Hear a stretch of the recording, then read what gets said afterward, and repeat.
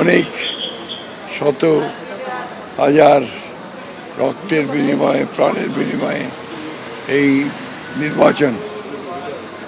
নির্বাচনের পরে একটা চমৎকার একটা উৎসব মুখর এবং অত্যন্ত স্বচ্ছ একটা নির্বাচন নিঃসন্দেহে আমি ব্যক্তিগতভাবে আমার অভিজ্ঞতা দীর্ঘদিনের আমি ডেফিনেটলি খুবই অভিভূত।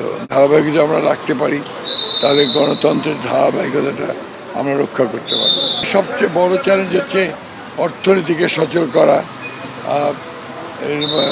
আইন শৃঙ্খলা পরিস্থিতিকে নিয়ন্ত্রণে রাখা, ন্যায় বিচার প্রতিষ্ঠা করা এবং দুর্নীতিকে নিয়ন্ত্রণ করা। দ্বিতীয়ত চ্যালেঞ্জেস মেইন।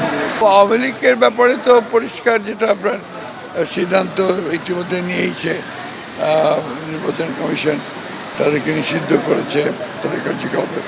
পরবর্তীকালে বিভিন্ন রাজনৈতিক প্রেক্ষাপট থেকে উঠে আসবে পরবর্তী সিদ্ধান্ত।